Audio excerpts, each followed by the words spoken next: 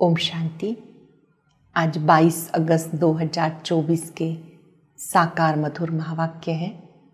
सतगुरुवार वरदानी दिवस की बहुत बहुत हार्दिक शुभकामनाएं। सतगुरुवार के दिन हम बाबा से विशेष सतगुरु का संबंध जोड़ते हैं, उनसे वरदान लेते हैं, दृष्टि लेते हैं, भोग स्वीकार कराते हैं। उनके वरद हस्त में इतनी शक्ति है जिससे कमजोरियां समाप्त हो जाती हैं, मन उमंग उत्साह में उड़ने लगता है। आज भी बाप दादा का बहुत ही सुंदर सुखद वरदान है। अविनाशी उमंग उत्साह के द्वारा तूफान को भी तोहफा बनाने वाले श्रेष्ठ ब्राह्मण आत्मा भव। उमंग उत्साह ब्राह्मणों के पंख हैं। जो उमंग उत्साह में रहते हैं उनके लिए बड़े से बड़ी समस्या भी तोहफा बन जाती है। मनोरंजन का अनुभव करते हैं। उमंग उत्साह में रहने वाले कभी दिल शिकस्त नहीं हो सकते, सदा ही उड़ती कला में रहते हैं।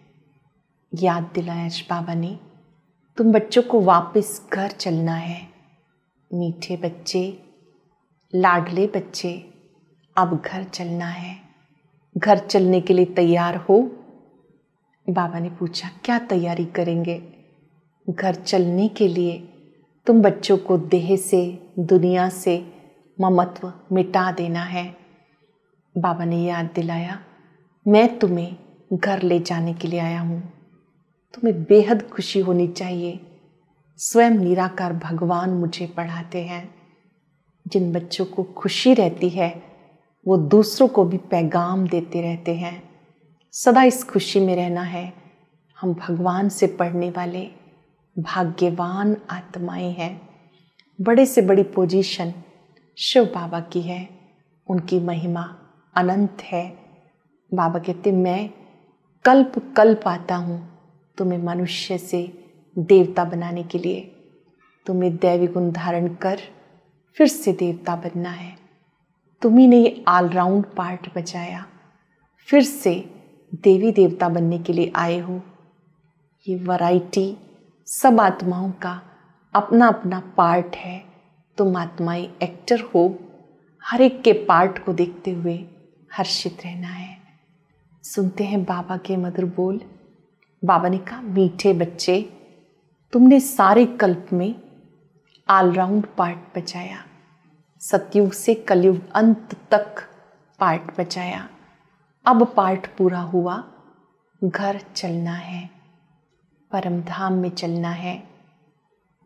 क्वेश्चन है, तुम बच्चे अपने भाग्य की महिमा किन शब्दों में करते हो? हर एक अपने आप से पूछ ले कि मुझे अपना भाग्य पसंद है, अच्छा लगता है कि मेरा भाग्य बहुत अच्छा है।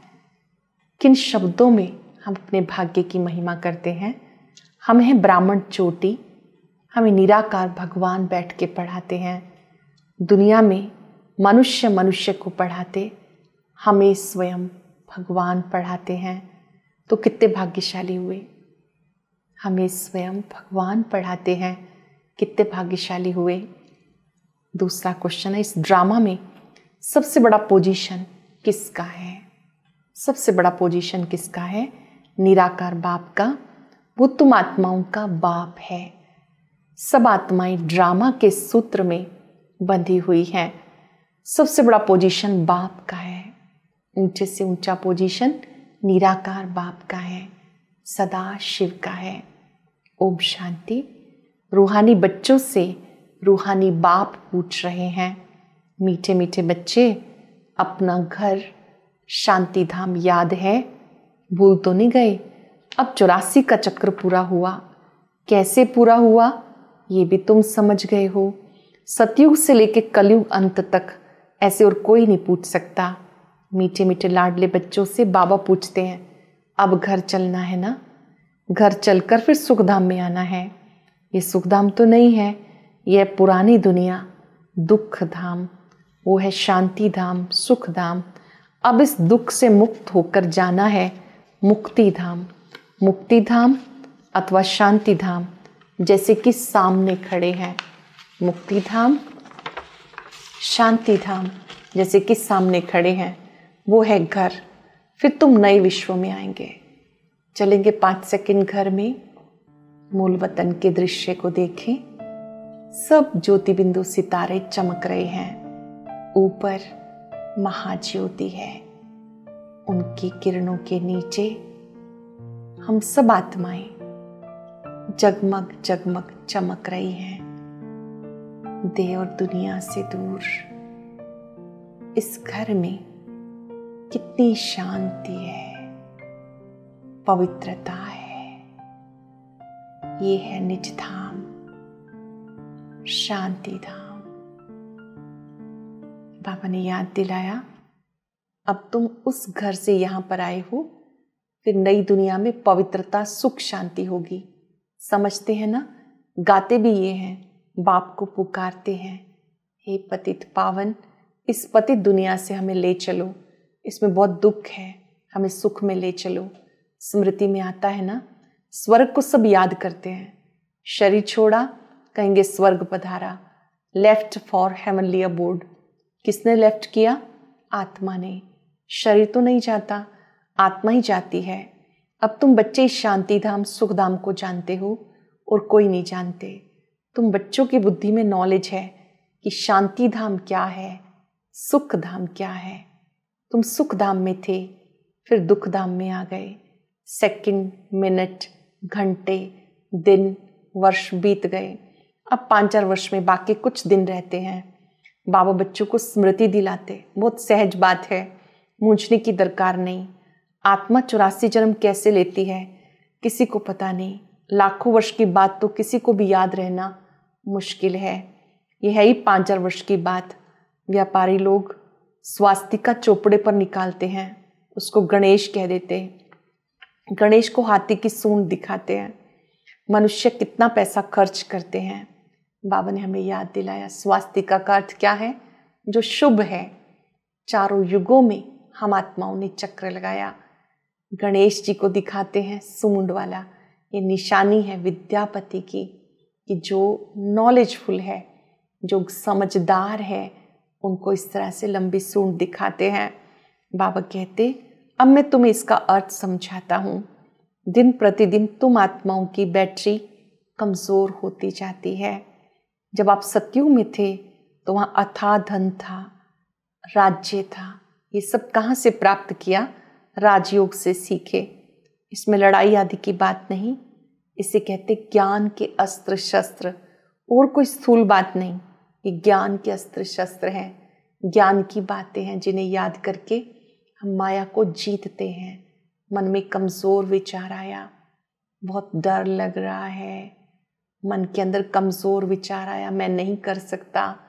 तुरंत ज्ञान की बात याद आ गई, कल्प कल्प किया है, अब भी करना ही है। ये ज्ञान के अस्त्र शस्त्र हैं जिससे हमें कमजोरियों पर जीत पानी है। तुम ही सारे विश्व पर राज्य करते थे। देवताओं को कहा जाता अहिंसक। अब तुम बच्चों को मनुष्य से देवता बनने की शिक्षा मिल रही है।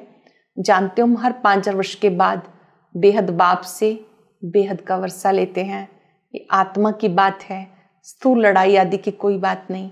आत्मा पतित बनी, इसलिए पावन होने के लिए बाप को बुलाती है। बाबा कहते हैं, मीठे मीठे बच्चे, अब घर जाना है। ये है जीव आत्माओं की दुनिया, वो है आत्माओं की दुनिया। उसको जीव आत्माओं की दुनिया नहीं कहेंगे। एक घड़ी घड़ी स्मृति में लाना चाहिए, हम सब दूर देश के रहने वाले हैं। हम आत्माओं का घर है ब्रह्मांड।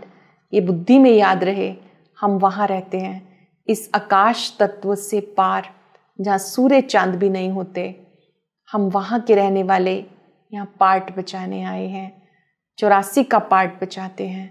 सब तो 84 जन्म नहीं ले सकते, आहिस्ते आहिस्ते ऊपर से उतरते जाते। हम ऑलराउंडर हैं, सब काम करने वाले को ऑलराउंडर कहा जाता। तुम भी ऑलराउंडर हो, आदि से अंत तक तुम्हारा पार्ट है। अब इस चक्र का अंत है, ऊपर से यहाँ आते हो। बहुत बच्चे रहे हुए हैं जो ऊपर से आते रहते हैं। अभी भी बहुत सी आत्माएं जो मूल वतन में हैं, वहाँ से यहाँ आती रहती हैं पार्ट बचाने के लिए, वृद्धि को पाते रहते हैं। बाबा ने हम सो सोहम का अर्थ भी समझाया। हम ही देवी देवता थे, फिर क्षत्रिय बने, वैश्य बने, शूद्र बने, अभी ब्राह्मण है, फिर देवता बनना है। वो तो कह देते आत्मा सो परमात्मा, उनको तो ड्रामा के आदि मध्य अंत का ड्यूरेशन कुछ पता नहीं।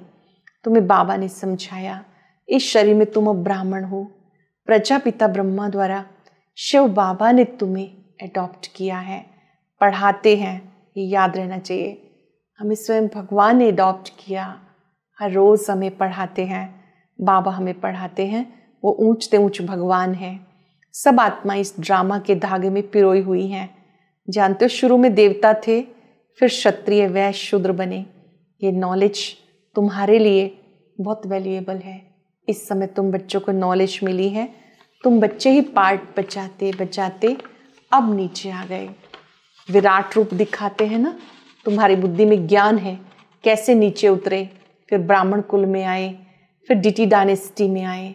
तुम ब्राह्मण चोटी हो, चोटी सबसे ऊंच होती है, तुम्हारे जैसा ऊंच कुल और किसी का नहीं। भगवान तुम्हें पढ़ाते हैं, कितने भाग्यशाली हो। अपने भाग्य की महिमा तो करो, फील करो मेरे भाग्य का सितारा चमक रहा है। 3 बार अंतःकरण से संकल्प करें, वाह मेरा श्रेष्ठ भाग्य,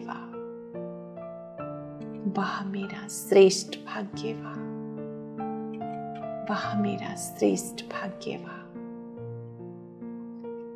बाबा कहते बच्चे कुछ महिमा तो करो अपने भाग्य की। बाहर में तो सब मनुष्यों को पढ़ाते हैं, और ये निराकार बाप है। ये बाप कल्प कल्प एक बार आके नॉलेज देते हैं। पढ़ाई तो हर एक पढ़ते हैं ना, बैरिस्टर की नॉलेज पढ़कर बैरिस्टर बनते हैं, वो सब मनुष्य को पढ़ाते। अब ये है भगवान वाच। मनुष्य को कभी भगवान नहीं कह सकते, वो तो निराकार है। यहाँ आकर के बच्चों को पढ़ाते हैं।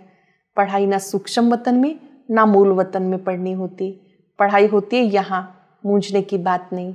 स्कूल में कभी स्टूडेंट कहेंगे क्या कि हम मूंझते हैं या हमें निश्चय नहीं होता। पढ़ाई को पढ़कर अपना स्टेटस लेते हैं। ये लक्ष्मी नारायण सतयुग आदि में विश्व के मालिक कैसे बने? जरूर बाप द्वारा बने। बाप तो सच बताएंगे ना। श्री लक्ष्मी नारायण इतने ऊंच कैसे बने? किसी समय तो उन्होंने पुरुषार्थ किया होगा।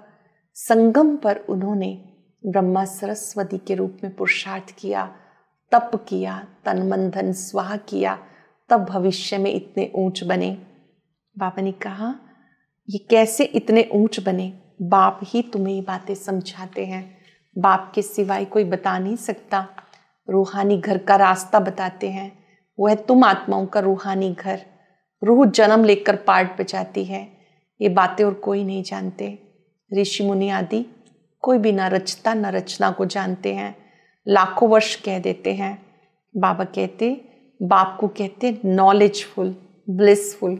ये बातें बाबा में फुल हैं, इसलिए उन्हें ज्ञान सागर कहते हैं। हर एक मनुष्य के पोजीशन की महिमा अलग अलग। वजीर को वजीर, प्राइम मिनिस्टर को प्राइम मिनिस्टर कहेंगे। ये फिर है ऊंच से ऊंच भगवान। सबसे बड़ा पोजीशन है निराकार बाप का, जिसके हम सब बच्चे हैं। वहाँ हम सब बाबा के साथ परम धाम में रहते हैं। वो घर है। यहाँ सबको अपना अपना पार्ट मिला है। कोई एक जन्म का पार्ट बजाकर वापस चले जाते। बाबा समझाते ये मनुष्य सृष्टि का वैरायटी झाड़ है। एक का पार्ट ना मिले दूसरे से। हर एक का पार्ट अपना अपना है। आत्मा तो एक जैसी है, बाकी शरीर एक ना मिले दूसरे से। नाटक भी दिखाते हैं, इसमें एक जैसी 2 शक्ल बनाते हैं। इसमें मूंझ जाते हैं कि पता नहीं हमारा पति ये है या ये तो बेहद का खेल है। एक ना मिले दूसरे से। हर एक के फीचर्स अलग अलग हैं। आयु भले एक जैसी हो, फीचर्स एक जैसे हो ना सके। हर जन्म में फीचर्स बदलते रहते हैं।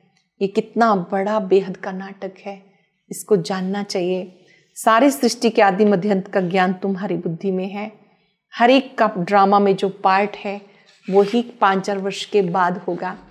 ड्रामा में कोई रिप्लेस नहीं हो सकता। जिसका जो पार्ट है उसी को ही बचाना है। कोई भी एक दूसरे का स्थान नहीं ले सकता। बेहद का ड्रामा है ना, जन्म लेते रहते। सबके फीचर्स अलग अलग हैं। कितने वैरायटी फीचर्स हैं। ये नॉलेज सारी बुद्धि से समझने की है, कोई किताब आदि है नहीं। गीता का भगवान हाथ में गीता लेके आता है क्या? वो तो ज्ञान सागर है, पुस्तक थोड़े ही लाएंगे। पुस्तक तो भक्ति में बनते हैं। ये सब ड्रामा में नूंद है, एक सेकंड ना मिले दूसरे से। तुम बच्चों को सब समझा दिया, चक्र पूरा हो फिर नए सिर शुरू होगा।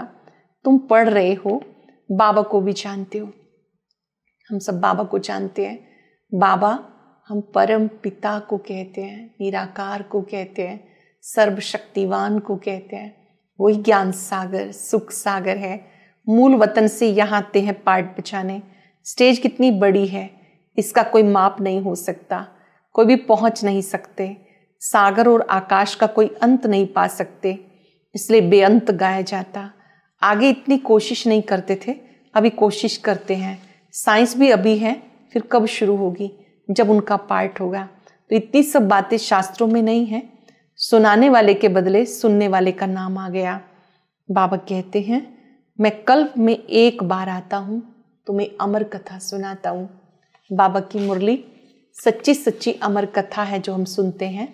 कोई पूछे नाटक कब से शुरू हुआ, तो कहेंगे ये अनादि चला आता है। गिनती की बात नहीं, पूछने का ख्याल भी नहीं आता।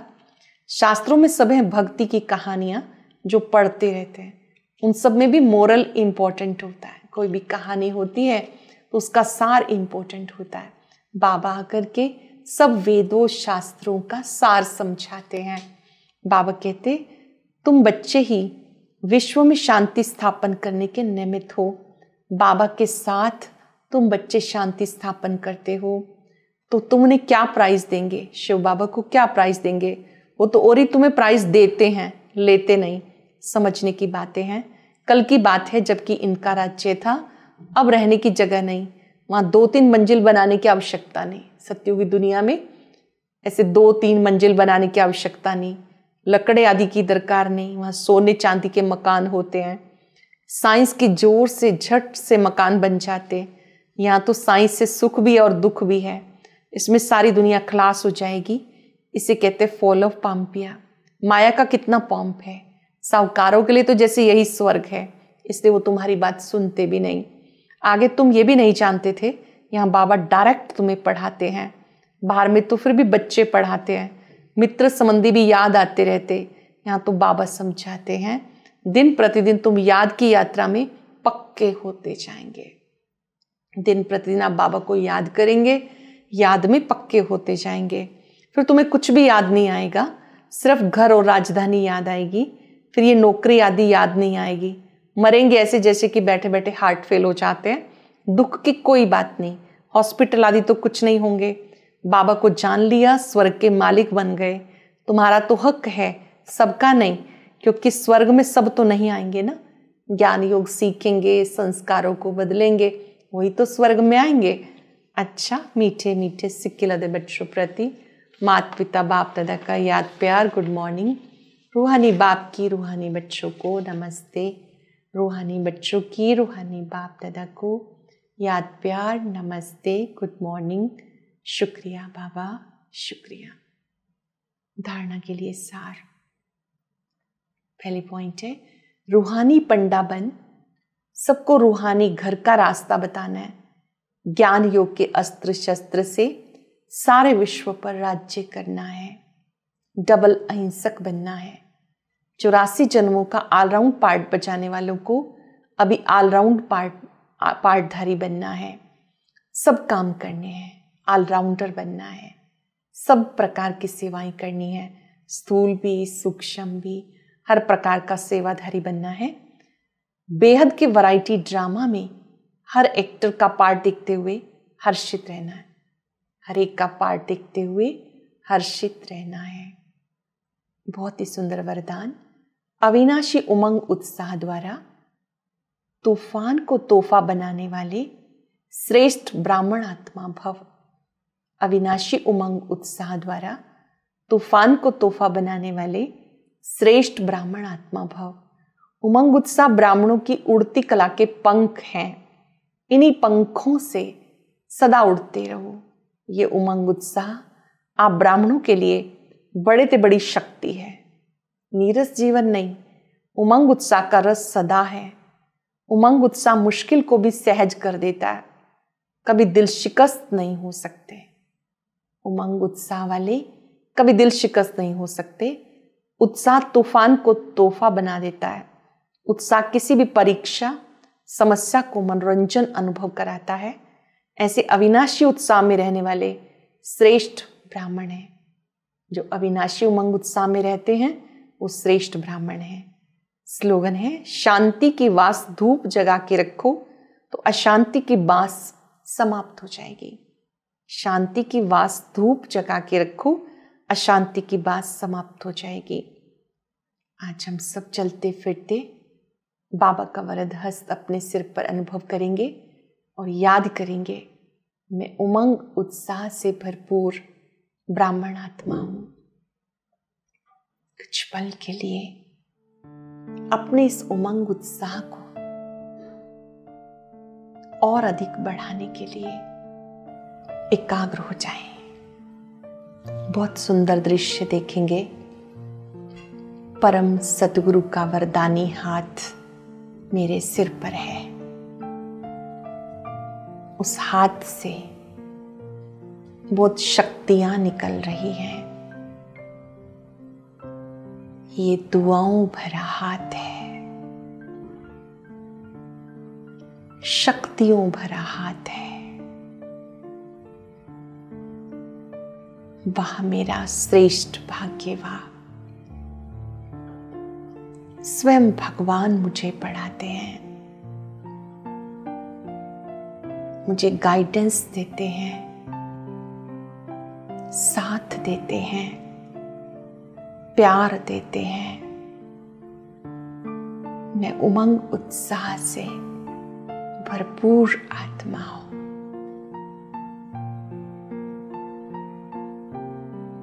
आज जो भी मिले अपने मीठे बोल से, शुभ भावनाओं से उनका उत्साह बढ़ाएंगे, उन्हें याद दिलाएंगे, आप बहुत शक्तिशाली हो, आप बहुत विशेष हो, प्रभु पसंद आत्मा हो। परमात्मा शक्तियों को अपने में भरे और वायदा करें, कुछ भी हो जाए इस उमंग उत्साह को सदा बना के रखना है।